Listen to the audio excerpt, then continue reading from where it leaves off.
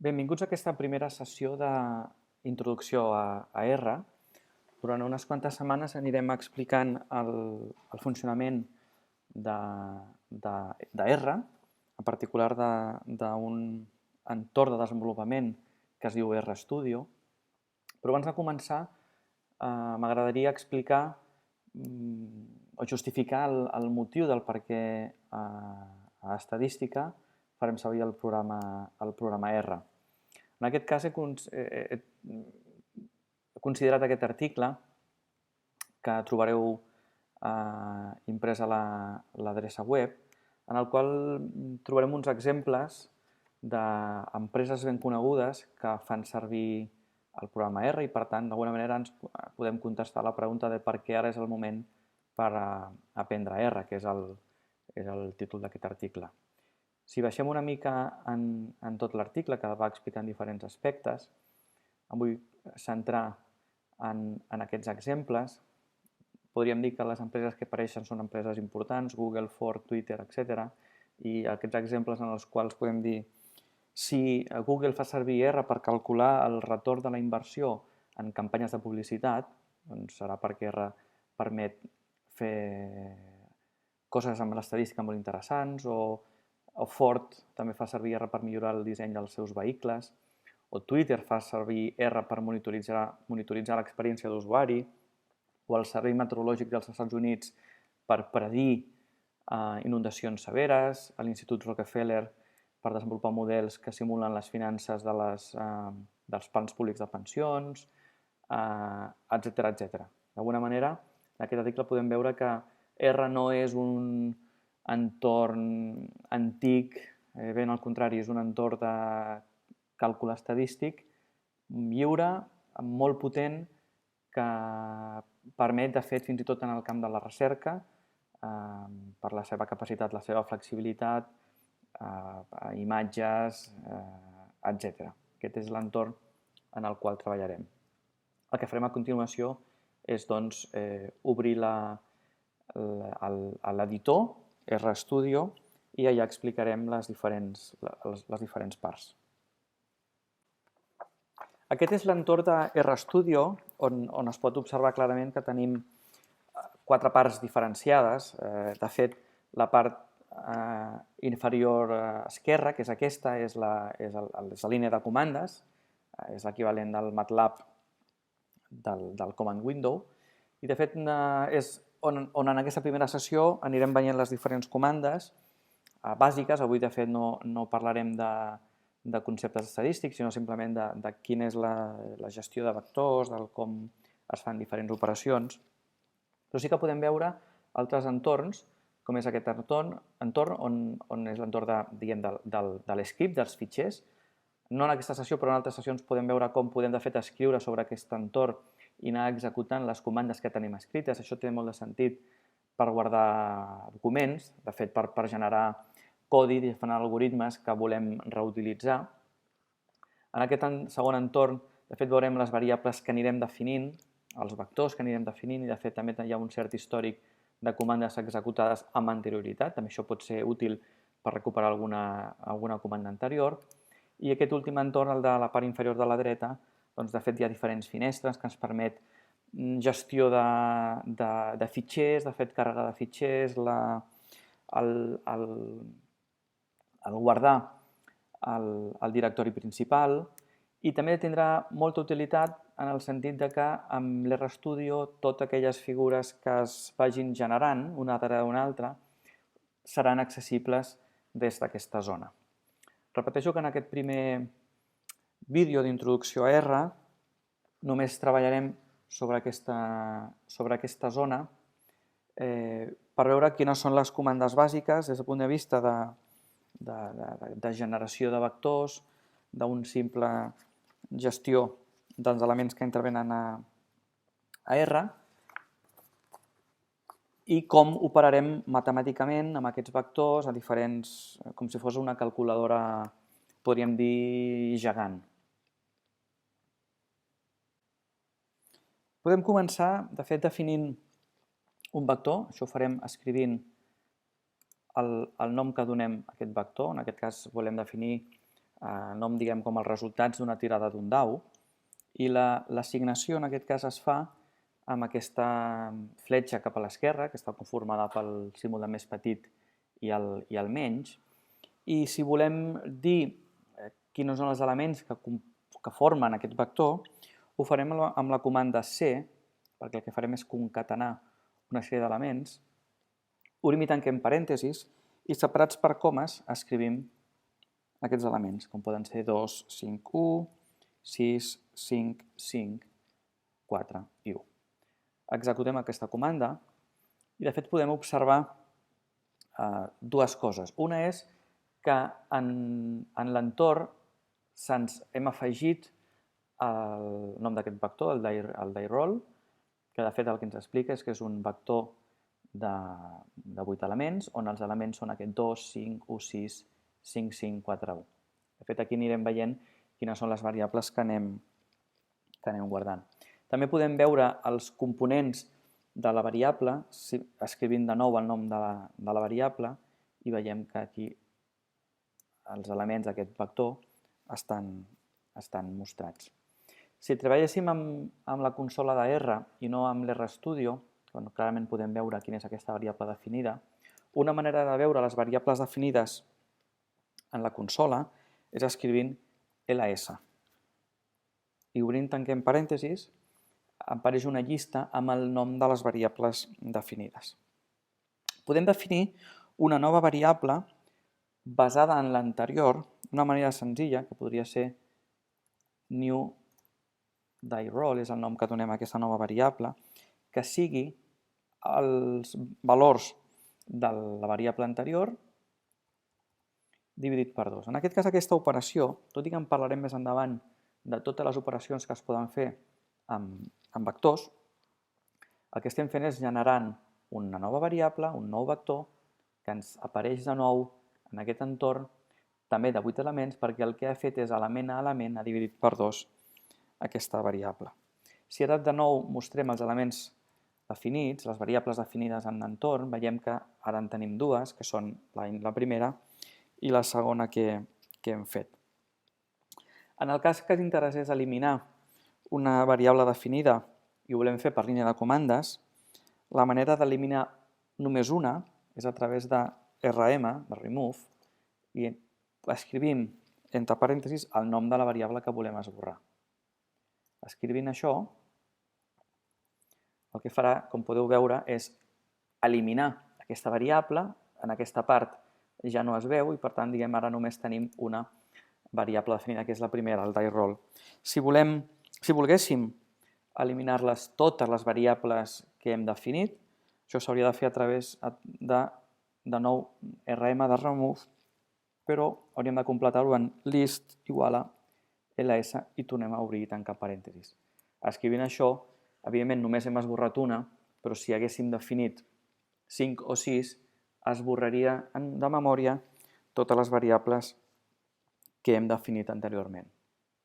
Una altra opció que ens pot ser interessant en determinats moments, si volem definir una quantitat de dígits en els càlculs, si volem obtenir més precisió en el resultat, el que caldrà és escriure modificar una determinada opció de R, que és a través d'option dígits igual a, per exemple, 10. En aquest cas no ho executaré per no modificar la resta de càlculs, però amb aquesta opció el que faríem és forçar a R a que tots els resultats es mostressin amb aquesta quantitat de dígits. I això en el cas que volguéssim més decimals.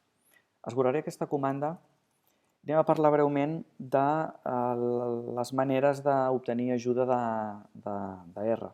Evidentment, una de les ajudes és sempre el recurs d'anar a Google i buscar per internet allò que vulguem fer. Trobarem infinitat de recursos, però si coneixem de fet el nom d'una comanda i volem veure quines són els arguments o quines són les seves especificitats, això ho fem amb la comanda help. És molt similar al MATLAB. En aquest cas, veieu que RStudio de fet ja ens va donant indicacions de les diferents comandes que podem fer servir. De fet, ens ajuda moltes vegades a completar la comanda. En aquest cas, vull demanar ajuda sobre la comanda log, que és la comanda del logaritme neperià. Quan... No, el log, exacte. M'està canviant això. Exacte, quan executem aquesta comanda, de fet ens apareix en aquest quadrant de la finestra, la finestra d'ajuda, i de fet és interessant veure que efectivament ens parlarà molt concretament i amb exemples de definició de la comanda log, diferents aplicacions, i en aquest cas podem veure una descripció que sempre és molt interessant llegir atentament, que en aquest cas el que diu és que la comanda log calcula el logaritme i per defecte el logaritme neperià, seria aquest logaritme natural.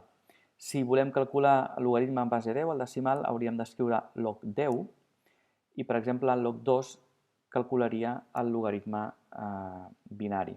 De fet, la forma general també permetria que el segon argument fos la base i, per tant, també podem calcular logaritmes decimals amb la comanda log si en el segon argument hi posem un 10.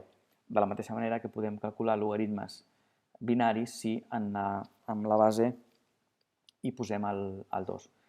Veiem que, efectivament, vist això, podem calcular el logaritme de 100. En aquest cas estem calculant aquest resultat de 4,6057 és el logaritme neperià de 100. De la mateixa manera podem calcular el logaritme en base 2 de 16. En aquest cas és un resultat que és fàcilment calculable. És un 4, és a dir, recordeu que el logaritme en una determinada base és l'exponent que necessita la base per arribar a l'argument, aquest 16, en aquest cas 2 elevat a 4 és 16. Un altre exemple, fent servir el logaritme, també senzill, és si el logaritme en base 10 decimal de 1.000, el resultat d'això ha de ser 3, perquè la potència que necessita el 10 per arribar a obtenir un 1.000 és el número 3.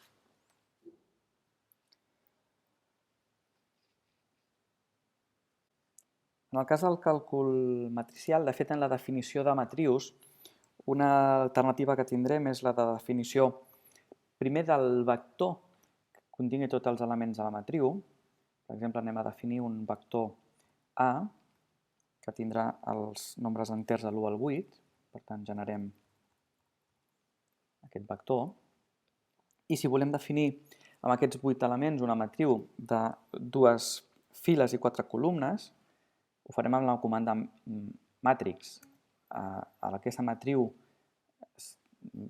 li donem el nom A i serà assignada amb matriu on el primer argument és el vector que conté les dades. El segon argument és el número de files. En aquest cas, proposem que tingui 2 files la matriu. El segon element és el número de columnes. En aquest cas, direm que tingui 4 columnes. I hi ha una tercera opció que, de fet, és important. Hem d'alguna manera indicar com volem que aquest vector vagi omplint la matriu. Per defecte, ho fa per files. Si volem que faci per columnes, li hem de dir que l'opció de per files sigui fals. En aquest cas, podem veure el resultat. Si cridem a la matriu A, com efectivament els elements del vector els ha anat col·locant per columnes 1, 2, 3, 4, 5, 6, 7, 8. Anem a treballar amb les operacions matemàtiques. Anem a parlar de matemàtiques bàsiques i després de l'aritmètica vectorial.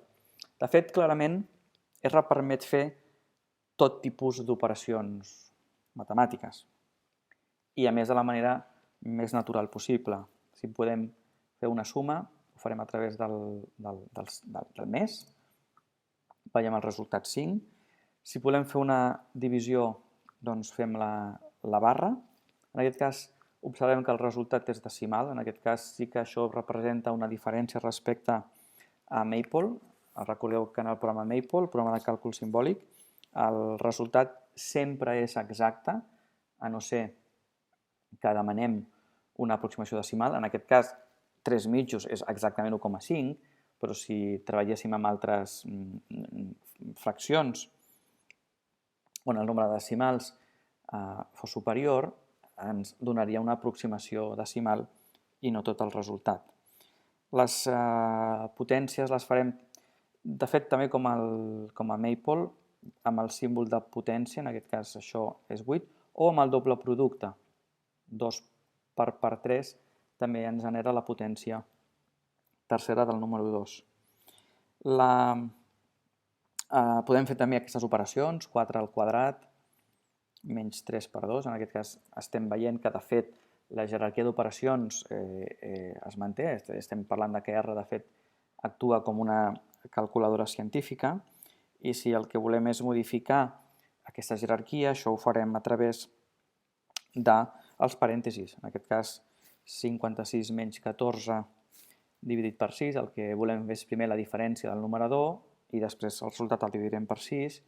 Si després afegim una resta, doncs la jerarquia el que diu és que primer farem el que hi ha a cada un dels costats de la diferència i en aquest cas si fem 4 per 7 per 10 dividit entre 5 al quadrat menys 5, doncs el denominador està tancat en parèntesis, la resta, tots els elements que multiplicarem i obtenim com a resultat d'aquesta operació el nombre enter menys 7. També podem treballar més enllà d'aquestes operacions bàsiques i fer arrels quadrades, valors absoluts, altres funcions típiques de les calculadores científiques. En aquest cas, per exemple, anem a mostrar uns elements, l'arrel quadrada de 2, i veiem el resultat amb una aproximació amb 6 decimals.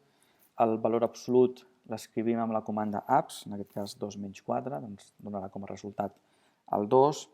Podem perfectament escriure les funcions trigonomètriques fent servir sin, cos o tan. Per exemple, el sinus de pi. Aquí podem veure, en tot cas, és interessant l'aproximació que el resultat del sinus de pi seria 0 i, de fet, el resultat és un 0 de màquina. Per tant, podem veure que, de fons, darrere d'R hi ha algoritmes i que aquestes coses ens poden passar. Si fem el cosinus de 4 per pi, en aquest cas el resultat que obtenim és un 1. Ja hem vist que pi seria amb una P minúscula i una I minúscula, és el número pi. Podem, recordant el logaritme que hem definit fa una estona, provar de dir-li el logaritme de 0, que evidentment la funció en el 0 no està definida, el 0 no forma part del domini. En aquest cas, la resposta que rebem és un menys infinit. De fet, aquest resultat seria, tot i que és un resultat que no podem calcular perquè no està definit, de fet ens dona el límit de la funció logaritme quan tendim a 0 per la dreta. El factorial d'un número, recordeu, és el producte del número pels seus anteriors fins a l'1, l'escrivim amb un factorial, en aquest cas el factorial de 6, que seria 6 per 5 per 4 per 3 per 2 per 1, és aquest 720, que també podríem comprovar fent els productes d'aquests 6 elements. I una última comanda interessant seria aquesta, choose 52,5, per exemple, que correspon al nombre binomial 52 sobre 5. En aquest cas és aquest número tan gran. De fet, aquest número binomial el podríem calcular també amb la definició de nombre binomial, que seria el factorial de 52 dividit entre 47 factorial, que és 52 menys 5 per 5 factorial. Aquí tenim un error perquè el factorial l'hem d'escriure amb les paraules factorial, si canviem aquest símbol per factorial de 52 entre el factorial de 47 pel factorial de 5. Falta un parèntesis, és aquest el resultat.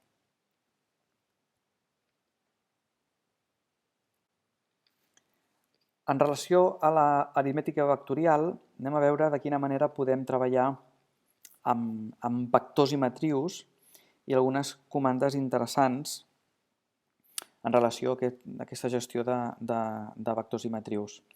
Definirem dos vectors, el vector x, el fem d'aquesta manera concatenada, 1, 2, 3, 4. Potser és moment també de veure que, de fet, aquest vector amb aquests 4 elements consecutius també es podria definir d'aquesta manera, amb un 1, 2 punts 4. Això genera, de fet, el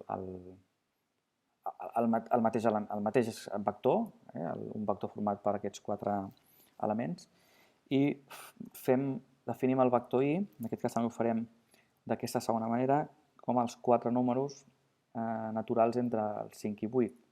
Estem veient que tant x i y són dos vectors de 4 elements. Aquests dos vectors es poden multiplicar. De fet, escrivint x per y, aquí hem d'observar que, de fet, matemàticament no té sentit el producte de dos vectors, té sentit el producte escalar, que seria multiplicar el transposat de x pel vector y, que de fet seria la suma dels productes del primer element del vector x pel primer element del vector y, més el segon element del vector x pel segon element del vector y, etc. Això ens donaria, de fet, el producte escalar. En aquest cas, hem d'entendre el producte d'aquests dos vectors com el producte element a element. És a dir, quan escrivim x per y, el resultat, com podem observar, és els productes dels elements que ocupen les mateixes posicions. En aquest cas tenim un resultat que és un vector de 4 components, on la primera d'elles és el 1 per 5, la segona és el 2 per 6, el tercer és 3 per 7 i el quart és 4 per 8, és aquest 32. De la mateixa manera, quan escrivim y partit per x, el que estem considerant és la divisió d'aquests dos vectors entesa com la divisió component a component.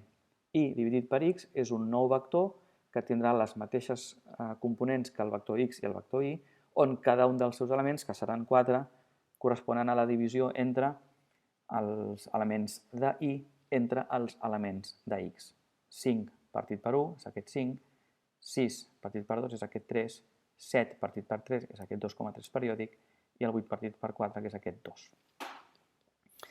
També podem restar els vectors i menys y, que en aquest cas obtenim un vector amb tot de 4, perquè de fet aquests dos vectors estaven formats, diguem, de forma consecutiva. I també podríem fer x elevat a y. En aquest cas també és component a component, és el primer element del vector x elevat al primer element del vector y successivament. No només podem fer operacions aritmètiques entre els elements del vector component a component, sinó que també podem considerar aplicar funcions com les anteriors, el cosinus en particular. Podríem perfectament calcular el cosinus del vector x per pi i això sumar-hi el cosinus del vector y per pi. I en aquest cas el que estem fent és el cosinus de x per pi és un vector de 4 components, el cosinus de y per pi és un altre vector de 4 components i quan sumem aquests dos vectors obtenim un altre vector de 4 components, que és el que es veu per pantalla. Altres funcions també de molta utilitat relacionades amb vectors són les següents. Per exemple, anem a definir un nou vector S format per els elements 1, 1, 3, 4, 7 i 11. I les comandes que podem fer servir sobre aquest S són, per exemple, length. Això ens donarà la mida del vector, el nombre d'elements d'aquest vector, en aquest cas 6. Sum sobre S també és molt interessant perquè el que fa és sumar-nos tots els elements d'aquest vector S. Si en lloc de sum posem prod, en aquest cas el que estem fent és calcular el producte de tots els elements del vector S, per tant tenim el productori de tots aquests elements. I altres comandes més especials poden ser, per exemple, consum de S, que en aquest cas és interessant el resultat. Veiem que en aquest cas, si sum, doncs donava la suma, i per tant el resultat era un escalar, un nombre real. En aquest cas, consum, veiem que és un vector, és un vector de 6 components, per tant, té les mateixes components que el vector S. Podem observar que l'últim element és, de fet, la suma de tots. Podem observar que el primer, de fet, és el mateix primer element del vector S. I el que sí que podem veure és que aquest 2 correspon a la suma dels 2 primers, el 5 correspon a la suma dels 3 primers, el nombre que ocupa la quarta posició és la suma dels 4 primers, el nombre que ocupa la cinquena posició és la suma de tots els anteriors i finalment l'índex és la suma de tots. De fet, consum és la suma acumulada dels elements d'un vector, donant-nos, de fet, tots els elements, mantén la dimensió del vector S. Dos comandes també especials són diff de S. En aquest cas també observem que la longitud d'aquest vector ha disminuït en una quantitat, la del vector original S, i en aquest cas el que estem fent és restar els elements consecutius. Aquí hem recuperat el vector S, estem fent que 1 menys 1 és un 0, 3 menys 1 és un 2, 4 menys 6 és aquest 1, 7 menys 4 és el 3 i 11 menys 4 menys 7 és aquest 4. Per tant, sempre que apliquem diff sobre un vector, el resultat és un vector amb una component menys, amb un element menys. Podem fer una petita modificació sobre aquesta comanda diff, i és que si com a segon argument afegim l'argument lag igual a 2, el resultat és, de fet, 2, 3, 4, 7. Aquest 2, 3, 4, 7 estem parlant que ara té 2 elements menys que el vector S i el resultat, aquests 4 elements d'aplicar aquesta comanda, és, de fet, com abans, fer la diferència entre components del vector S, però en aquest cas amb un salt, amb un desfasament, que de fet és el sentit d'aquesta paraula, de 2, és a dir, el 3 menys 1 és aquest 2, el 4 menys 1 és aquest 3, el 7 menys 3 és aquest 4 i l'11 menys 4 és aquest 7. Per tant, de fet, és una diferència a l'estil de l'anterior amb una mica de desfasament. Anem finalment amb la gestió de matrius, amb les operacions matricials. De fet, anem a definir de nou un vector que en aquest cas tindrà dimensió 10. Ho fem d'aquesta manera més ràpida. Veiem en aquesta zona com el vector A és un vector que té tots els nombres naturals de l'1 al 10. I anem a veure com podem definir dues matrius. La matriu A, recordem que els arguments que rebrà són la comanda i després el vector que conté les dades, el número de files. En aquest cas vull definir una matriu que tingui 5 files, 2 columnes. Per tant, escrivim n row igual a 5 i n col igual a 2. I en aquest cas, si no afegim cap més opció, per defecte ens omplirà la matriu per columnes. Podem veure que, en efecte, els 10 nombres naturals del vector A minúscula els hem anat col·locant per columnes en aquesta expressió matricial. Anem a definir ara una matriu B, que de fet rep els mateixos valors del vector A, però que ara el número de files serà 5, el número de columnes serà 2, però ara vull que els elements es vagin omplint per files. Per tant, diré que certament m'ho omplis per files. Veiem que B és una matriu de la mateixa dimensió que la matriu A, 5 files, 2 columnes, però ara el com hem anat omplint els elements d'aquesta matriu és significativament diferent. En aquest cas estem considerant que hem omplert per files i per tant tenim 1, 2, 3, 4, 5, 6, 7, 8, 9, 10 en aquesta direcció. A i B són dues matrius de mateixa dimensió. Anem a definir una matriu C, que és una matriu que tindrà la dimensió transposada. Per tant, sí que seguirem tenint els elements del vector A petita com la fons de números, i ara diem que tingui dues files i 5 columnes, i també volem que ompli per files. En aquest cas podem veure com C és una matriu 2x5 i hem anat omplint per files. Quines operacions podem fer amb matrius? Doncs, de fet, el que podem demanar, per exemple, és el càlcul de la transposada de la matriu C. La transposada es calcula amb la comanda T minúscula. Si escrivim T de C, aquest és el resultat. I en aquest cas sí que podem observar que justament la transposada de la matriu C coincideix amb la matriu A, i és per construcció. Eren matrius amb dimensions simètriques. La matriu era 5x2 i la matriu C era 2x5, i de fet podem observar com una és la transposada de l'altra. Podem demanar quina és la dimensió d'una matriu. En aquest cas posarem dim A i podem veure dim A. Doncs ens diu primer sempre el nombre de files i després el nombre de columnes. Aquí podem també preguntar quina és la dimensió d'aquesta matriu. Per fer el producte de matrius, les dimensions de les matrius han de ser coherents. En aquest cas podem multiplicar B per C, perquè la matriu B té 5 files, 2 columnes, i la matriu C té 2 files i 5 columnes. De fet, això ho podem veure. La dimensió de B és 5,2, la dimensió de C és 2,5. Per tant, el resultat de multiplicar B per C serà una matriu de dimensió 5x5. Doncs això és una mica especial, perquè el que hem d'escriure en aquest cas és B tant per cent producte tant per cent C.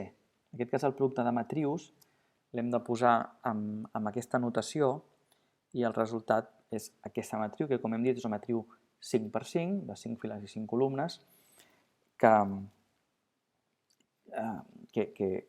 aquí tenim els seus elements. Si fem el producte contrari, també és una matriu que té perfectament sentit, perquè les dimensions són també compatibles. En aquest cas, si multipliquem C per B, el resultat serà una matriu 2x2, una matriu quadrada 2x2. En aquest cas volem assignar aquest resultat a una nova variable que li direm D, i si fem aquest producte amb el tant per cent producte tant per cent amb la B, el resultat és aquesta matriu 2x2 amb aquests 4 elements. Sobre aquesta matriu podem calcular el determinant fàcilment fent servir la comanda det. El fet que aquest determinant no sigui 0 vol dir que aquesta matriu seria invertible, i la manera que tindrem de calcular la inversa d'aquesta matriu és a través de solve, que de fet és com si resolguéssim un sistema amb la matriu d'identitat. Escrivint això, el que calculem és la inversa de la matriu, que és aquest el que s'obté. Anem a veure una manera alternativa d'introduir dades a les que ja hem vist. Hem vist clarament que podem definir un vector amb la comanda C, llistant els elements. En aquest cas estem generant un vector de 4 elements, que els elements són el 2, 3, 4 i 5. Hem vist també que aquest vector el podem generar si són consecutius, com és el cas, amb la notació de 2 punts. Això ens genera un vector x del 2 al 5, de fet és el mateix vector. Es pot veure que cada cop que definim un vector, aquest ens apareix amb els seus valors en aquesta part de la finestra, però una altra manera de que executem una comanda i aleshores a la vegada visualitzem el resultat és si tanquem en parèntesis la comanda, com per exemple repetim el que hem descrit abans i tindríem directament la definició del vector x i veiem els elements d'aquest vector. Una opció que pot ser interessant a vegades és fer servir la comanda scan. I seria en aquest cas si algú ens anés llegint uns valors o volguéssim fer-ho per teclat, de forma similar a com ho hem fet amb les definicions anteriors. En aquest cas, el que anem escrivint és números que separem per espais o separem a través de la tecla de retorn, 2, 3, 4, 5, 9... Podríem posar dos seguits, 11, espai 13. Anem veient com el número que ens apareix a l'esquerra indica el cardinal del següent element. En aquest cas hem escrit 7 elements i ara vindria el 8è, que podria ser el 14. I si pulsem la tecla de retorn dues vegades, doncs això vol dir que acabem la introducció d'elements en aquest vector X. Si veiem el contingut de X, doncs és aquest vector que té 8 elements, que són el 2, 3, 4, 5, 9, 10 i 13, 14. Anem a parlar ara d'unes estructures especials, com un tipus de taules. No és bé una matriu, tot i que pot semblar que l'estructura és similar, però el que ens descriurà aquesta estructura de data frame, que és el que anem a definir, és com una estructura en la que hi ha variables definides i el que li podem dir observacions a aquestes variables. En aquest cas anem a definir una estructura senzilla, un data frame que tindrà només dues variables, noms, que les variables les definim també amb la concatenació, com que parlem de noms de cadenes de caràcters, ho posarem entre cometes, Pep, Lluís i Manel. Definim un altre vector que serà edat, en aquest cas, com que seran nombres, no caldrà posar cometes.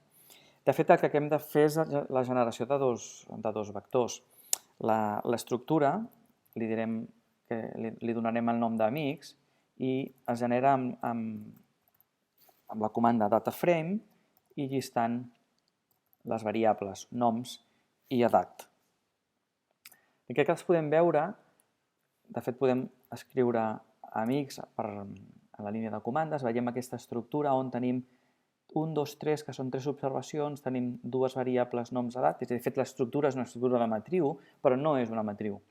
I aquí tenim els 3 noms i les edats associades, per tant, d'alguna manera tenim dues variables, 3 observacions, que de fet és el que aquí ens apareix. Nosaltres podem, un cop tenim una estructura de data frame, i això serà habitual quan en vídeos posteriors parlem d'anàlisi estadística descriptiva i vulguem importar dades que estan incorporades en el propi R, per accedir a les diferents variables, en aquest cas només la variable edat és una variable numèrica, però si volem accedir, un cop hem carregat una estructura de data frame, si volem accedir a l'edat, el que s'haurà d'escriure és amics $edat. Fent això, el resultat és el vector dels valors de la variable edat en totes les seves observacions, que són aquests 23, 21, 20. De fet, quan es parli de l'estadística descriptiva, sobre aquests valors, sobre aquestes variables, podrem calcular diferents mesures, com la mitjana, la mediana, etc. Finalment, el que pot ser interessant, que hem treballat amb tota una sessió de R, guardar la informació que hem anat escrivint. De fet, veurem en vídeos posteriors que haguéssim pogut anar treballant sobre aquest espai, que és l'espai d'un script, a l'estil dels arxius Fonema de MATLAB, on haguéssim pogut anar generant les diferents comandes. Ara podria escriure una. I veiem que sobre aquesta comanda això quedaria gravat, de fet encara no li he donat un nom, però quedaria gravat i simplement executant el run, això s'executaria, de fet aquí em comès un error, això s'executaria sobre la consola, sobre el command window. I, de fet, aquest arxiu el podríem guardar i, de fet, no perdríem cap de les comandes que nosaltres hem anat executant durant tota una sessió. Hi ha alternatives, que són les següents. De fet, d'alguna manera, en aquesta part podríem treballar amb una carpeta que fos la carpeta actual. Per decidir quina és la carpeta actual, doncs ho fem a través d'aquest espai de fitxers. Podríem anar, per exemple, a l'escriptori, que tenim aquí, i a dintre d'aquest escriptori hi ha una carpeta que dic R, i en aquestes opcions de més podria dir que aquest directori fos el directori de treball. I d'alguna manera tot el que jo pugui importar o exportar ja ho podria fer sobre aquest fitxer. D'alguna manera, el que comentaven és, si no hem generat un arxiu .r, un script en el qual podem escrivint i guardant les nostres comandes, si hem treballat en consola i volem guardar tot l'historial d'aquella sessió, això simplement es fa des d'aquesta finestra amb aquest botó, que el que faria és guardar la sessió. I després, en un altre dia, la podríem incorporar i recuperar totes les comandes que han estat executades en aquella sessió.